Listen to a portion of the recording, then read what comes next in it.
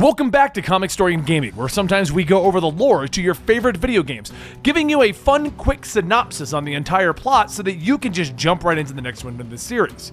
Recently, we just did Assassin's Creed Odyssey, as chronologically in the timeline of Assassin's Creed, it technically comes first. But that means that we still need to do Assassin's Creed Origins, which technically comes right after Odyssey, but the modern day segments happen before Odyssey. I know it's going to be a little confusing, but now that you have both the videos, it's a lot easier to understand. Let's get into this storyline for Assassin's Creed Origins. Layla Hassan is a historical researcher for the Abstergo Corporation and is searching for an ancient artifact in Egypt. She and her co-worker, Deanna, find a secret tomb with two mummies within. Layla decides to use the mummy's DNA to travel into the Animus, hoping that she can find the artifact and join Abstergo's Animus division. She sees 49 BC and she takes on the life of Bayek. A Magi, Bayek protects the Siwa Oasis. However, Bayek and his son are kidnapped by 5 strange men in masks and brought to a vault beneath the Temple of Ammon. Bayek is given the Apple of Eden in order to open a secret vault. Bayek and Camus are trying to escape when Bayek accidentally kills his son while fighting one of the masked men. After this disaster in his life, years pass and Bayek has exiled himself from Siwa and his wife. He continues to track down the men that he believes are responsible for his son's death. And he finds the first, a man named Rudijak, who goes by Haran. But after the man's death, he learns that the priestess Siwa was known as Ibis and is torturing people in hopes of discovering how to open up the secret vault. After Bayek kills Ibis, he travels to the city of Alexandria, where he meets up with his wife, Aya. Aya reveals that she has already killed 2 of their other targets, those known as the Vulture and the Ram. With only 1 target remaining, Aya continues to search for the man known as the Snake with the aid of some very powerful friends that she has made within the city: Apollodros the Sicilian and Cleopatra. After learning that the Snake is actually the royal scribe, Bayek is given a hidden blade and he sets out to assassinate him. Bayek uses this hidden blade but learns a small fault in its design when it chops off his ring finger when activated. Bayek believes that his mission is done, but the Snake's final words inform Bayek that there are others, not merely the 5 masked men that him and his wife have killed. Bayek meets with the Sicilian and Cleopatra, learning more about the estranged masked men. The disposed queen informs Bayek that the 5 men that he killed belong to a group known as the Order of the Ancients, and the Order disposed her from the throne and plans to rule over Egypt from the shadows. The queen points Bayek to 4 new targets: the hyena, the crocodile, the lizard, and the scarab.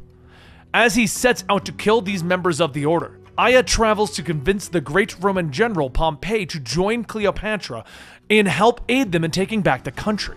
Meanwhile, in the real world, Layla comes out of the Animus to discover that they are under attack by Abstergo, who believe that they've gone rogue when they failed to check in. After Deanna is killed, Layla manages to kill the rest of the mercenaries. She then returns to the Animus, vowing revenge against her former employers. As Bayek is given more targets, he becomes afraid that he is being used to eliminate those who oppose Cleopatra. After Pompey is killed by Lucius Septimus, Bayek and Aya have no choice but to sneak Cleopatra to meet Julius Caesar, gaining his support. After his rivals are killed, Cleopatra becomes the pharaoh of Egypt, and Bayek and Aya are shocked to discover that Cleopatra and Caesar have sided with the Order of the Ancients. Realizing that they must be stopped, Bayek and Aya gather what allies and friends they have and establish a brotherhood known as the Hidden Ones to oppose the Order and its secret machinations. When Bayek and Aya learn that the Order has an interest in Alexander the Great's tomb, they travel to it. There, they find Apollodros the Sicilian, who warns them that Caesar's lieutenant, Flavius, is the true leader of the Order. He tells them that Flavius and Septimus have taken the Apple of Eden and a staff, and they are traveling to Siwa to open up the secret vault. So, they return to Siwa, where it all began, to find the vault already opened. The two separate once again, trying to end the reign of the Order. Bayek finds Flavius in the city of Cyrene, where the cult member has used the apple to control the population. He manages to kill the man, freeing the people. And in Rome, Aya manages to kill Septimus and assassinate Julius Caesar. With the Order of the Ancients defeated, Aya warns Cleopatra to be just a ruler, or she too will feel Aya's blade someday.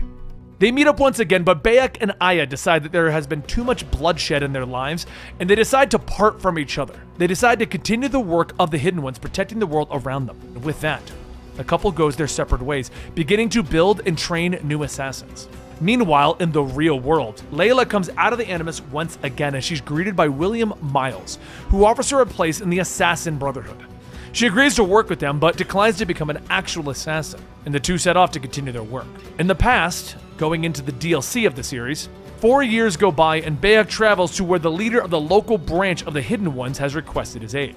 Tahira believes that aiding the local rebels against the Roman army has exposed them. Seeing the situation, Bayek begins to kill 3 lieutenants in order to draw out a Roman general. Bayek is disturbed to find evidence that the Order of the Ancients is still active. The Romans strike back though, destroying the Hidden One's base and killing Tahira.